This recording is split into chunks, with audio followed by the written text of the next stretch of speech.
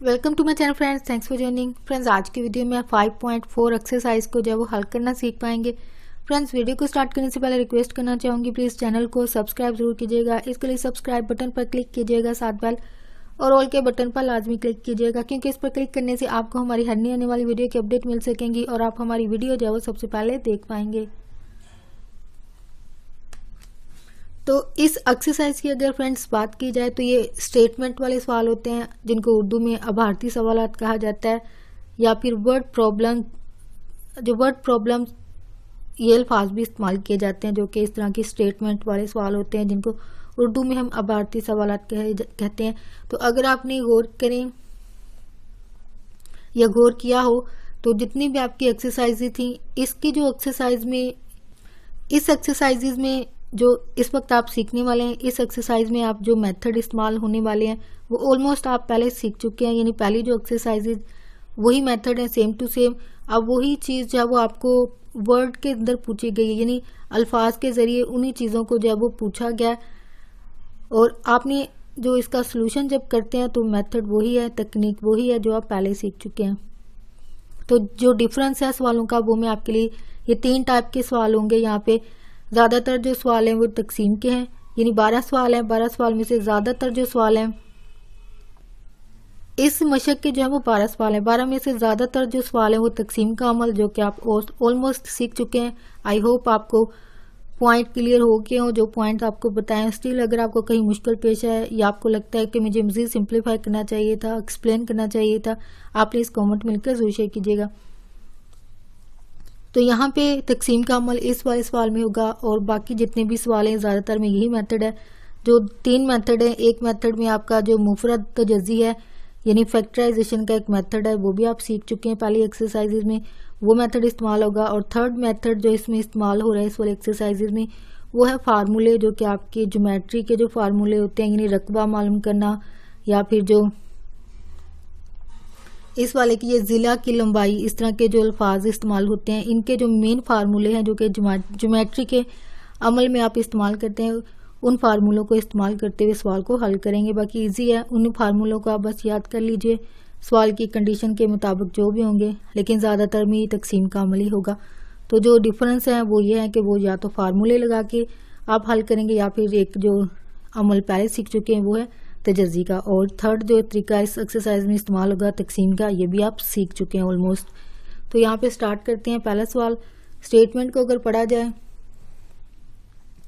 ये जो स्टेटमेंट है या वर्ड प्रॉब्लम या अभारत जो दी होती है, उसको आपने ध्यान से समझना होता है कि आया इसमें क्या चीज़ दी गई है और क्या चीज़ आपने मालूम करनी है। इन 2 चीज़ों पर आपने फोकस करना होता है, उनको नोट करना होता है। तो यहाँ पे अगर पढ़ें पहले सवाल की, किसी मुरब्बे का आपने रकबा मालूम करना है। मुरब्बा आपको पता है इनकी साइड्स जो है वो बराबर होती हैं, आमने सामने के जो ज़िले होते हैं वो बराबर होते हैं, और ये ज़्यादातर जो मुरब्बे होते हैं खेत को कहा जाता है। आपको अगर इत्तेफाक हुआ हो देखने का, या आप गांव साइड पर रहने वाले बच्चों में से हों, या एक्सपीरियंस किया हो इन चीज़ों को, तो जो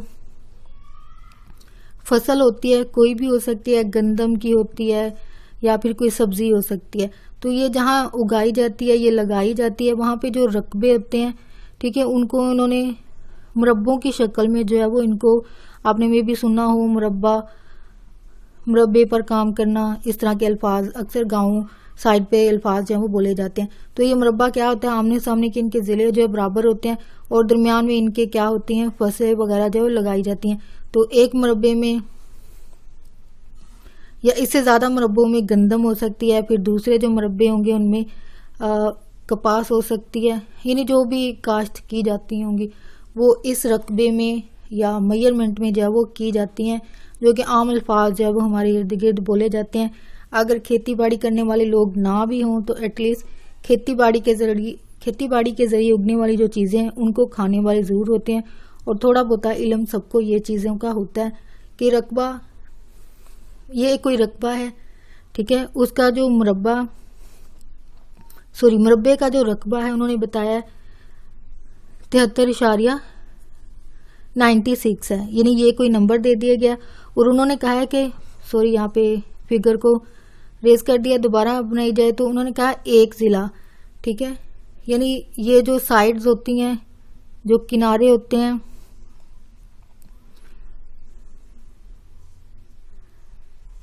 या जिनको पंजाबी में बनने भी कहा जाता है, ठीक है, अक्सर ये अल्फाज इस्तेमाल किए जाते हैं हमारी आम जुबान में ये। और एक तरह से ये मिट्टी के एक छोटी सी एक सड़क की तरह इनको बनाया जाता है। यहाँ पे इंसान वो चलते भी हैं जो काम कर रहे होते हैं, और एक तरह से एक लकीर लगा दी जाती है कि ये इतना रकबा जो है वो इस फसल का है, ठीक है। अब ये जो साइड है उन्होंने कहा इसका इस जिले की जो इनको नाम क्या दिया जाता है, उर्दू में इसको जिला कहते हैं और इंग्लिश में इसको साइड कहा जाता है, ठीक है। मीडियम के हिसाब से आप अल्फाज का इस्तेमाल कर सकते हैं, साइड या फिर जिला। सॉरी ये इंक का इशू है थोड़ा सा यहाँ पे। तो आपने इसको क्या कहना है, जिला, ठीक है। उर्दू में जिला और इंग्लिश में साइड कहा जाता है। उन्होंने कहा जो साइड्स है ना उनमें से एक साइड आपने मालूम करनी है, ठीक है। एक साइड अगर मालूम होगी रकबे की, मुरब्बे का जो रकबा है वो मालूम हो जाता है अगर एक साइड पता चल जाए, यानी उसकी लेंथ पता चल जाए कि भाई इतने मीटर है, 10 मीटर है या 10 फुट है, जिस भी अल्फाज में इस्तेमाल की जा रही, यानी या तो मीटर कहा जाता है या फिर फुट कहा जाता है, जो भी अल्फाज लोग इस्तेमाल करते हो। तो इनको अगर एक साइड पता चल जाए, एक साइड अगर पता चल जाए, ठीक है, कि एक साइड का रकबा कितना है, फर्ज करें इसका 10 है तो बाकी सबका भी पता चल जाता है। मुरब्बा जो होता है वो आमने सामने सारे जिले जो है वो बराबर होते हैं, यानी एक का पता चल गया तो दूसरा ऑटोमेटिकली पता चल जाता है कि भाई ये भी 10 है, ये भी 10 है, ये भी 10 है। तो इन सबको जमा कर दें तो ये कुल जो रकबा होता है, यानी जितनी भी जगह है उसका पता चल जाता है, यानी 10 10 10 यानी 40 मुरब्बे का जो है वो रकबा होता है, ठीक है। यानी ये तरीका होता है इसको मालूम करने का। तो अब वापस ये तो एक एक्स्ट्रा नॉलेज की बात हो गई। होप आपको ये एक्स्ट्रा पॉइंट जो बताए गए हैं आपके वैसे रिलेटेड हैं इस सवाल से, तो वो ही बताई गई हैं। अब आप बैक टू द टॉपिक के यहाँ पे अब इसको क्या करना है, आपने तकसीम का अमल जो कि आप पहले से सीख चुके हैं। आपने यहाँ से पेड़ बनाने हैं, जोड़े बनाने हैं इनके, जो कि आप दाईं तरफ से शुरू करते हैं। तो ये जोड़ा बन जाता है। अब जोड़े जब पेड़ बन जाते हैं तो आपने सोचना है कि ऐसा एक हिस्सा, ऐसा नंबर जो 2 दफा ज़रूर दे के या तो 73 बन जाए यानी बराबर है, या फिर इससे छोटा आ जाए। अब जो छोटा क्योंकि बराबर नहीं आ सकता है तो इसका मतलब इससे छोटी वैल्यू लेंगे। तो उसके लिए 8 एक ऐसा नंबर है, 8 8 बार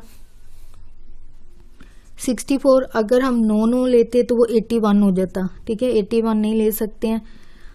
और 7 का लेते तो वो 49 होता, 49 भी नहीं लेते हैं क्योंकि वो काफ़ी छोटा नंबर हो जाता है। और 64 जो है वो करीब का नंबर है, तो इसलिए आप 8 को लेंगे, ठीक है।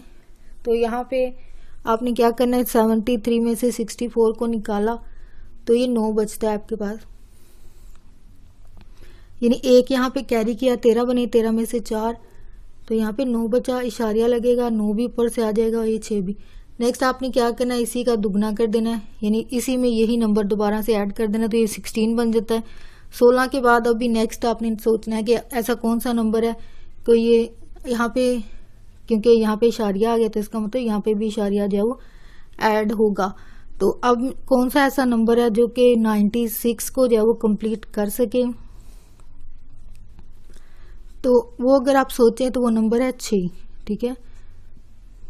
16 यानी 6 यहाँ पे ऐड होगा, 6 ही यहाँ पर ऐड होगा जो कि आप सोचते हैं।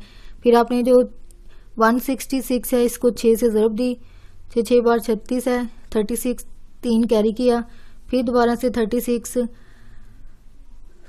में 3 ऐड हुए तो 39 है, 39 में 3 आगे फिर कैरी चला गया, 6 एक बार 6 में 3 जमा हुए तो 9। तो ये पूरा कंप्लीट आपके जो नंबर है वो आ जाता है जो कि आपके तकसीम के अमल को पूरा कर देता है। तो इसका मतलब जो ज़िले की लंबाई है वो कितनी है, 8 इशारिया, यहाँ पे आप लिखेंगे ये 8 इशारिया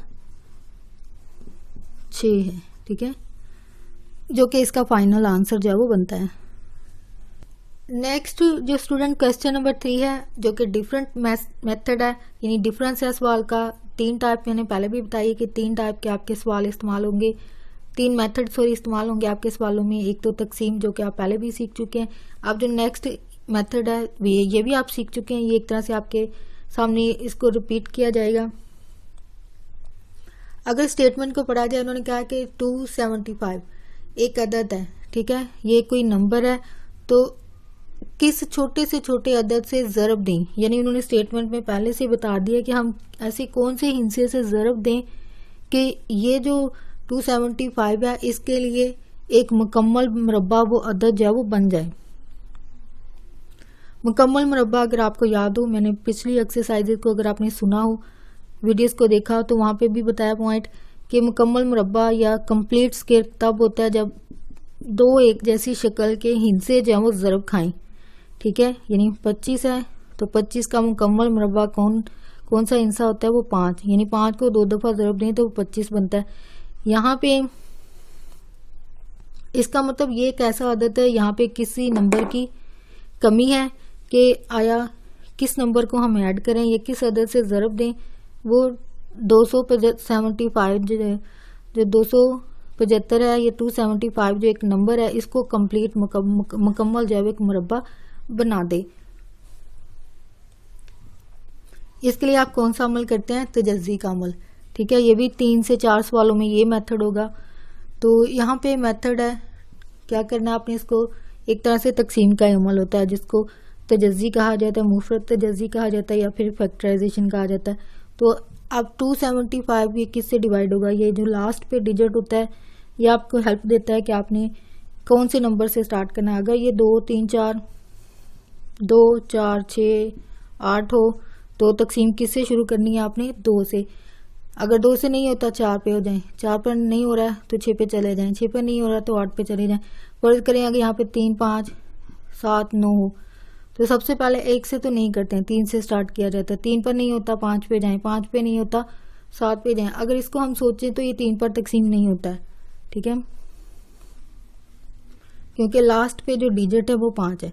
तो अब आपने देखना है 3 पे अगर चले करते भी हैं तो नहीं होगा। ठीक है, तो ये हम 5 से ही कर रहे हैं क्योंकि 5 ही इसको डिवाइड करेगा। तो 5 5 बार 25 होगा, 27 में से 25 डिवाइड तो 2 कैरी चले गए, फिर 5 हो गए, 25 हो गए। 5 5 बार 25, सॉरी यहाँ पे आंसर में आएगा 5 और 5 ही। ठीक है, 5 5 बार 25। ठीक है, 25 2 कैरी के तो फिर से 25 बन गया, 5 5 बार 25 है, फिर ये 5 पर ही होगा, 5 एक बार 5 और ये 11 एक बार 11 है। तो इसके फैक्टर क्या बनते हैं आपके पास तजज़ी के अमल के जरिए ये। तो अब आपने देखना है कि आया कौन सा नंबर है जो कि इसको मुकम्मल मुरब्बा बनाए। 5 और 5 है, 11 को 5 ज़रब 5 11 ज़रब खाएगा 11 के साथ ही, क्योंकि मुकम्मल मुरब्बा बनाने के लिए क्या चीज़ ज़रूरी होती है, सेम शक्ल। यानी 5 और 5 है तो इसका मतलब जो नंबर कमी है, जो मौजूद नहीं है, या जिसको स्टेटमेंट में आपके लिए कह दिया गया कि ऐसा कौन सा छोटे से छोटा अदद दो जिसको ज़रब दें तो ये जो है वो एक मुकम्मल मुरब्बा बन जाए। तो वो जो अदद मालूम होता है या मालूम किया जाता है वो 11 ही है। ठीक है, वो आपको पता चल गया होगा। ये पेयर बन जाते हैं, पेयर बनने की सूरत में ही 275 जो है एक मुकम्मल मुरब्बा बनता है। तो बस 11 जो है वो अदद है जो कि आपने मालूम करना है। तो यहाँ पे स्टूडेंट क्वेश्चन नंबर 12 है, 12वां सवाल है। इस सवाल की थर्ड टाइप जो कि पहले आपको बता दिया है कि 3 टाइप की एक्सरसाइज में सवाल इस्तेमाल हो रहे हैं।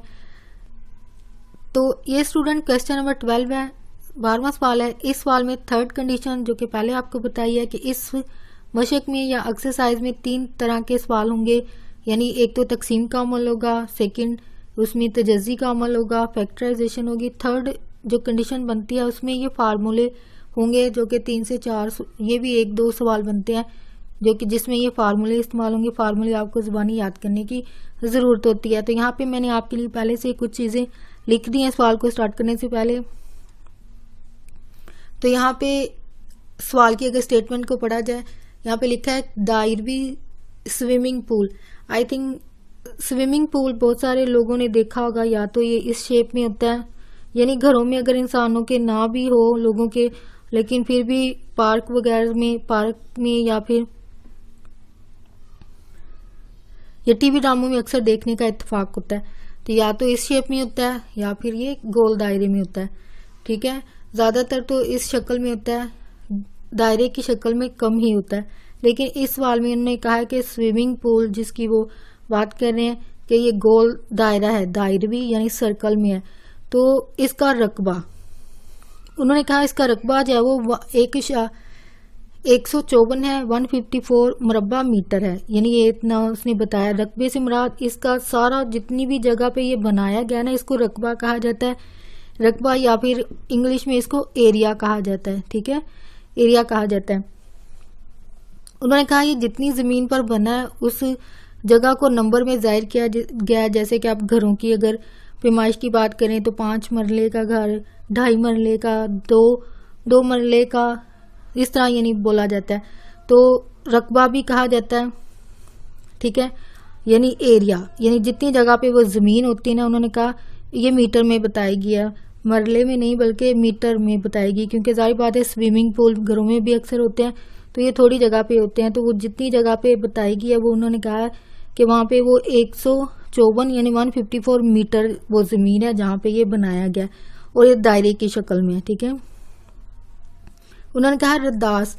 अब रदास किसको कहा जाता है? रदास जो वो सेंटर पॉइंट होता है। ठीक है, जो दायरा है उसका जो सेंटर है, बिल्कुल सेंटर, यानी उसकी ये साइड सारी साइड यानी इक्वल होती है। सॉरी यहाँ पे नीट नहीं है, लेकिन ये यहाँ पे बिल्कुल सेंटर में होगा। ठीक है, तो ये सेंटर पॉइंट जो कि हर साइड टच कर रही है। ठीक है, ये ओहो फिर से सॉरी ज्यादा नीट नहीं बना है, इसके लिए सॉरी। तो ये जहां पे सारी लाइंस या लकीरें कट हो रही हैं तो ये रदास होता है, ये सेंटर पॉइंट कह लीजिए। ठीक है, उसको आपने मालूम करना है। उन्होंने कहा ये पॉइंट आपने मालूम करना है, ये कितना है नंबर्स में। तो इसके लिए एक फार्मूला होता है रकबे में, जब रदास वगैरह आप मालूम करते हैं।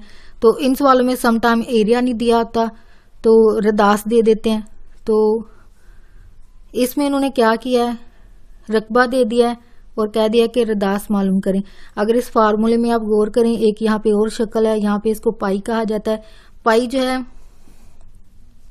ये एक यूनिवर्सल नंबर है या अलामत है।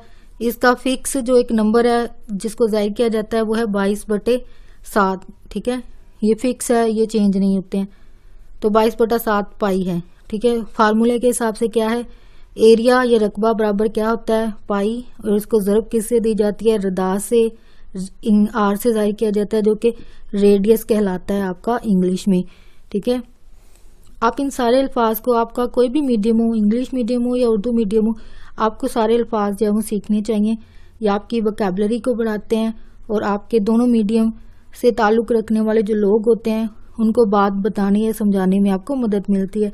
अगर आप उर्दू स्पीकिंग वाले लोगों से बात करें तो उनकी ज़ुबान के अगर अल्फाज इस्तेमाल करते हैं तो आपके लिए ये एक प्लस पॉइंट होता है। अगर आप किसी वर्किंग प्लेस पर हैं, किसी ऑफिशियल जगह पे हैं,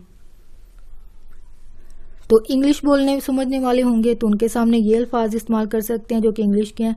तो आई थिंक यहाँ पे मैं एक पॉइंट आपको बताना चाहूँगी कि ये नहीं है कि आप सिर्फ इंग्लिश, आप जो उर्दू स्पीकिंग है उनके सामने आप इंग्लिश बोलेंगे तो वो बेफायदा बात है। और ये पॉइंट जो आप बताना चाह रहे होंगे वो कभी आप समझा नहीं पाते हैं जब तक आप उस बंदे की जो लैंग्वेज के अल्फाज जो कि वो जानता है वो नहीं बोलते हैं। तो आप अगर वर्किंग प्लेस पे हैं तो आपके लिए ये चीज़ सीखना ज़रूरी है कि अल्फाज का इस्तेमाल या चुनाव जो है वो इंसान जो सामने आपके लिए काम के लिए बैठा है, जो आपकी खिदमत ले रहा है, उसी के हिसाब से अल्फाज जब तक इस्तेमाल नहीं करते हैं तो आपकी जॉब या काम जो है वो बेफायदा है, यूजलेस है। इसलिए कोशिश कीजिए कि आप लैंग्वेज अपनी लाजमी सीखे। जो एक इंटरनेशनल लैंग्वेज वो तो नेसेसरी है, ज़रूरी, बहुत ज़रूरी है। अगर आपको वर्किंग प्लेस पर जाना है, जॉब करनी है, तो आई होप जो पॉइंट मैं यहाँ पे बताना चाह रही हूँ आपको क्लियर हो चुका होगा। आप इस हवाले से क्या सोचते हैं या समझते हैं, प्लीज़ अपनी राय का इजहार कमेंट में लिखकर जरूर कीजिएगा। तो बैक टू द टॉपिक कि आपने मालूम क्या करना है, रदास जिसको रेडियस कहा जाता है, तो ये मालूम करना है। फार्मूला आपके सामने लिखा है, ये फिक्स है, यानी ये चेंजेस कुछ नहीं होती। चेंजेस आप अपने सवाल के हिसाब से करते हैं, लेकिन जो एक फिक्स शक्ल है वो है एरिया बराबर क्या होता है, पाई आर का मुरब्बा। अब खुद चेंजेस आप क्या करते हैं, आपको जो चीज़ मालूम करनी है वो इस तरफ आ जाएगी, जिसकी वैल्यूज होंगी वो दूसरी तरफ आ जाती है। ये तकनीक होती है, तरीका होता है, या फार्मूले को हल करने का एक प्रोसेस होता है। तो अब इसमें क्योंकि हमने आर मालूम करना है, इसका मतलब आर जो है वो इधर ही रह जाएगा, पाई जो है वो दूसरी तरफ चला जाएगा। ठीक है। तो लिखने का तरीका ये होता है कि जिसकी आपने वैल्यू मालूम करनी हमेशा इस तरफ रहता है, दूसरी तरफ लेफ्ट साइड पे। तो ये उसी तरफ है, तो फर्ज करें एरिया अपनी जगह पे, दूसरी तरफ कौन आ रहा है, पाई। ठीक है, पाई। अब आपने आर क्योंकि मालूम करना है, आर आपने मालूम करना है, ठीक है, ए बटे पाई। तो वैल्यूज आपके पास दी हुई हैं। ए की क्या है आपके पास 154 और बटे में पाई है वो है 22/7। तो फार्मूले के हिसाब से आर बराबर, जो कि वैल्यूज आप लिख चुके हैं, 154 बटे में 22/7 है। तो जब बटे में बटा हो या फ्रैक्शन के अंदर फ्रैक्शन आ जाए तो नीचे वाली जो फ्रैक्शन होती है या बटा होता है वो उलट जाता है, नीचे वाली वैल्यू ऊपर, ऊपर वाली वैल्यू नीचे आ जाती है। तो आर स्क्वायर बराबर क्या होगा, 154, 7 ऊपर आ जाएगा, ठीक है, और बटे में क्या आ जाएगा, 22। ठीक है, ये वैल्यूज आपकी इस तरह हो जाएंगी। तो अब आपने क्या करना है, इनको कटिंग वगैरह करनी है। अगर ये ज़रब हो रही है तो ज़रब कर दें, कटिंग हो रही है तो कट कर दें। तो यहाँ पे कटिंग तो एक पहाड़े से नहीं हो रही है, यानी 22 और 7 किसी एक पहाड़े में नहीं आता, ये आर है। और 154 को जब ज़रब दी तो ये आता है आपके पास आंसर, आप प्लीज़ खुद ज़रब करके देख लीजिएगा। तो ये 10, 1000, 7 और 8, 1078, ठीक है, यानी बटे में आपके पास 22 आ गया, यानी दोनों को ज़रब दिया। तो चलिए यहाँ पे मैं कर देती हूँ, 7 है, 7 4 बार 28 होता है, 2 हासिल 7 35, 35 में 2 जमा हुए 7 आ गए, 3 फिर कैरी हो गया, 7 एक बार 7, 7 में 3 जमा हुए तो 10, 1078 जब वो आपकी वैल्यू आती है। तो अब ये क्योंकि बटे में है, इसका मतलब ये दोनों वैल्यूज जब डिवाइड होती हैं, तकसीम हो जाती है, तकसीम करने के अमल से ये क्या होगा, 49 आता है। या तो आप कैलकुलेटर पे कर लीजिए या फिर खुद भी आप कर सकते हैं। 22 से किया, 22 4 बार, यहाँ पे अगर इस आंसर के हिसाब से देखा जाए तो 4 से दी ज़रब 4 8 4 8, ठीक है।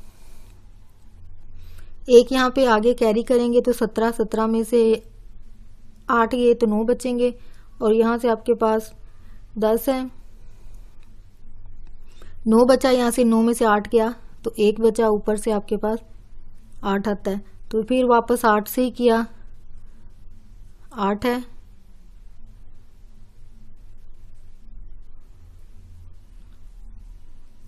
सॉरी 9 से किया, ठीक है, 22 को 9 से ज़रब दी, 9 2 बार 18, एक हासिल, फिर 9 2 बार 18, 18 में 1 जमा करके तो 19 होता है, जो कि आपका पूरा डिवाइड हो जाता है। तो इन दोनों को डिवाइड करने से 49 जो वो आंसर आता है।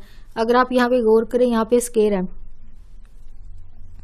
अगर आपको याद हो पहली एक्सरसाइज 5.1 में 5 और 1 एक्सरसाइज में ये वाला मेथड था। इस वाले मेथड में आप क्या करते हैं, दोनों साइड लिख सकते हैं कि taking square root on both side, या फिर तरफान का जज़र लेने से। तो ये जज़र ले लिया, जज़र लेने की सूरत में ये तो जज़र मुरब्बा आपस में कैंसिल होगा, अकेला आर, सॉरी सिर्फ आर बच गया, और 7 का यहाँ 7 और 7 हो जाएगा, ठीक है। यहाँ पे जो वैल्यू आती है 7 ज़रब 7 है, तो ये दोनों एक जैसी वैल्यू हैं, दोनों की पावर 1 और 1 जमा के 2 हो जाती है, ऊपर जज़र है और ये जज़र मुरब्बा कैंसिल, इसका पहले से हम जज़र ख़त्म कर चुके हैं। या फिर अगर यहाँ पे नहीं भी करते हैं, फ़र्ज़ करें ये दोनों अभी भी 7 आ रहे हैं, तो ये सेम शक्ल बन गई है, यानी मुरब्बा और जज़र है, ये आपस में कैंसिल, ये आपस में कैंसिल, तो आर बराबर क्या बचता है, 7।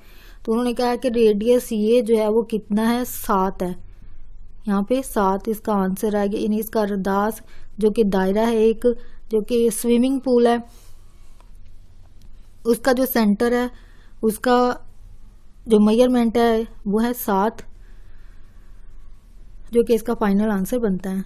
हो फ्रेंड्स, आज की वीडियो आपके लिए हेल्पफुल रही हो, आपके लिए मददगार साबित हुई है। अगर आपको वीडियो में कुछ सीखने को मिला है, आपके लिए वीडियो को, और अगर आपको वीडियो में बताई गई एक्सरसाइज और मेथड के ज़रिए आपके लिए एक्सरसाइज को हल करना, आपको सीखना आपके लिए आसान हुआ है, आपको मदद मिली है, तो प्लीज़ मेरी वीडियो को लाइक और शेयर लाजमी कीजिएगा। अगर आप यहाँ पे कोई स्टूडेंट हो तो फेलो स्टूडेंट के साथ, अगर आप यहाँ पे कोई टीचर हो तो अपने कोलीग्स और फ्रेंड्स के साथ मेरी वीडियो को लाजमी शेयर कीजिएगा, ताकि ज़्यादा से ज़्यादा स्टूडेंट की हेल्प हो सके। आपका वीडियो देखने के लिए बहुत शुक्रिया।